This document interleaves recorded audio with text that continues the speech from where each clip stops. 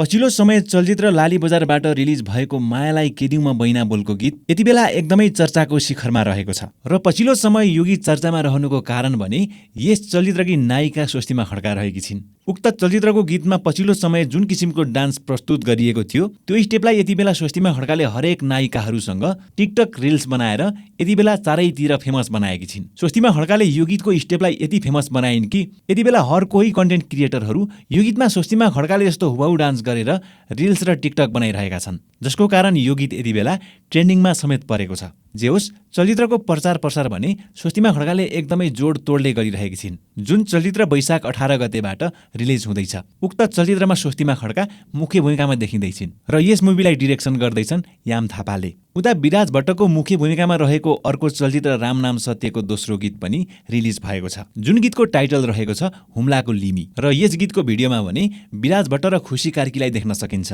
चलचित्रको यस गीतलाई नेपालको एकदमै सुन्दर ठाउँहरूमा खिचिएको देख्न सकिन्छ। भिडियोमा देखाइएको लोकेसन एकदमै लोभलाग्दो छ। उता खुसी कार्कीको भने यो पहिलो चलचित्र हो जुन चलचित्रबाट उनले नेपाली चलचित्र क्षेत्रमा डेब्यू गर्दैछिन्। उक्त चलचित्रको यस गीतमा उनी विराज भट्टसँग रोमान्स गरिरहेकी छिन्। चलचित्रमा विराज भट्ट र खुसी कार्कीको जोडी त पक्कै नहोला, तर यो जोडीलाई देखिरहँदाखेरि यस्तो लाग्छ चलचित्रको सस्पेन्स पनि एकदमै गजबको हुन सक्छ। पछिल्लो समय एकदमै धेरै हाइपमा रहेको यो चलचित्र यही चैत्र 27 गतेबाट रिलिज हुँदैछ। उता वैशाखको 11 गतेबाट रिलिज हुने चलचित्र परालको आगोको पनि एउटा गीत सार्वजनिक भएको छ, जुन गीतको टाइटल रहेको छ उडी जाउँ भने म पंक्षी होइन। यस गीतको भिडियोमा हामीले सुहाना थापा र प्रकाश सपुतलाई देख्न सक्छौं र पछिल्लो समय यस गीतले पनि राम्रै चर्चाहरू बटुलिरहेको छ। चलचित्रको यस गीतलाई हरेक कलाकारहरूले सपोर्ट गरिरहेका छन्। हरेक कलाकारहरूले रिल्स र टिकटक बनाएर अपलोड गरिरहेका छन् र सुहाना थापाको एक्टिङको पनि खुलेरै प्रशंसा भने गरिरहेका छन् र पछिल्लो समय यो चलचित्रले पनि राम्रैसँग बक्स अफिस तताउने अनुमान लगाइएको छ।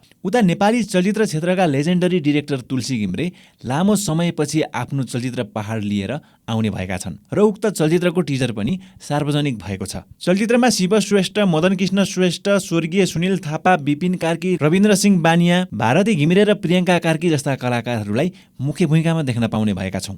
नेपाली चलचित्र क्षेत्रका लागि तुलसी घिम्रे एउटा त्यस्तो नाम हो। उता इन्डियामा एसएस राजामौली भने जस्तै नेपालमा तुलसी घिम्रे भन्न सकिन्छ, जसले चिनो, कुसुमे रुमाल, दर्पण छाया र लाउरे जस्ता चलचित्रहरू दिएका थिए। यी चलचित्रहरू त्यस्ता चलचित्र हुन् जुन नेपाली चलचित्र क्षेत्रले कहिले पनि बिर्सन सक्दैन। यी चलचित्रहरूले गोल्डेन जुब्ली र सिल्भर जुब्ली मनाएका थिए। अब यस्ता डिरेक्टरले बनाएको यो चलचित्र पहाड पक्कै पनि दर्शकहरूले एउटा राम्रो आशा राखेका छन्। जुन चलचित्रमा पहाडको कहानीहरू देखाइनेछ। यति बेला पहाडको अवस्था कस्तो छ, बेरोजगारीका कारण युवाहरू विदेश पलायन भएका अनि गाउँघर भने खाली भएका, यस्ता कुराहरूलाई टिजरमा समावेश गरिएको छ। चलचित्र नयाँ वर्ष वैशाख 1 गतेबाट रिलिज हुँदैछ र तुलसी घिम्रेकै कारण पनि यो चलचित्र हेर्नको लागि दर्शकहरू भने एकदमै एक्साइटेड देखिन्छन्। र अर्को चैत्र 27 गतेबाटै रिलिज हुने चलचित्र डल्लेले इन्ट्री मार्यो, जुन फिल्मको डिरेक्टर राजु गिरीले यति बेला एकदमै गजबको स्टाटस लेखेका छन्। उनले लेखेको यो कुरा तपाईहरुलाई जस्ताको जस्तै पढेर सुनाउने छु। फिल्म चल्ने बेला, फिल्मको प्रमोसनमा हिँड्नुपर्ने बेला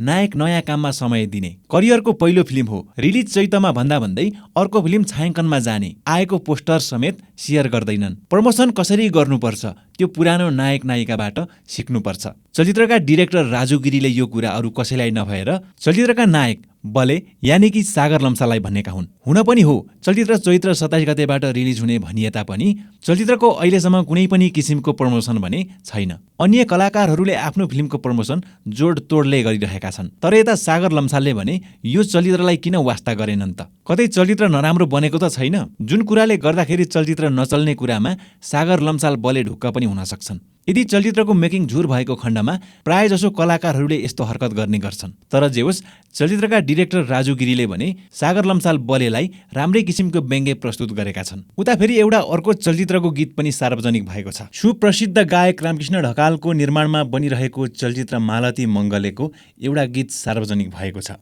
जुन गीतमा रामकृष्ण ढकाल र रचना रिमालको आवाज रहेको छ भने यस गीतमा सङ्गीत भर्ने काम उज्जवल सागरले गरेका छन् र यस गीतको गीतकार भने आनन्द अधिकारी गरिरहेका छन् र म्युजिक एरेन्जमेन्टको काम भने उदयराज पौडेलले गरेका छन्। उक्त गीतको यस भिडियोमा विजय बराल र वर्षा राउतलाई देख्न सकिन्छ। उक्त भिडियोमा देखाए अनुसार भन्ने हो भने गीतको शब्द सङ्गीत र गायकी एकदमै गजबको छ, जसमा विजय बराल र वर्षा राउतले एकदमै राम्रोसँग खुलेर अभिनय गरेका छन् र भिडियोमा देखाइएको लोकेसन पनि एकदमै लोभलाग्दो छ, जसमा यी दुई पात्रहरूको प्रेमलाई एकदमै राम्रोसँग देखाइएको छ। जुन गीत सुनिरहँदा र भिडियो हेरिरहँदाखेरि यस्तो लाग्छ यो गीत र भिडियो हेरिरहेका दर्शकहरू कति बेला मन्त्रमुग्ध हुन्छन् थाहै हुँदैन। गीत सुनिरहँ जस्तो भिडियो हेरिरहँ जस्तो बनेको छ। तपाईहरूले यो गीत सुन्न थालिसकेपछि एकपटक होइन दुई पटक होइन तपाईहरूलाई यो गीत बारम्बार सुन्न मन लाग्छ। उक्त चलचित्रबाट आएको यो पहिलो कन्टेन्ट एकदमै गजबको छ र चलचित्र पनि एकदमै राम्रो बनेको छ भन्ने कुराको सङ्केत यो गीतले नै दिएको छ। चलचित्र यही वैशाख 25 गतेबाट हलहरूमा देख्न सकिन्छ। अनि के तपाईहरूले यो मालती मङ्गलेको गीत र भिडियो हेर्नुभयो?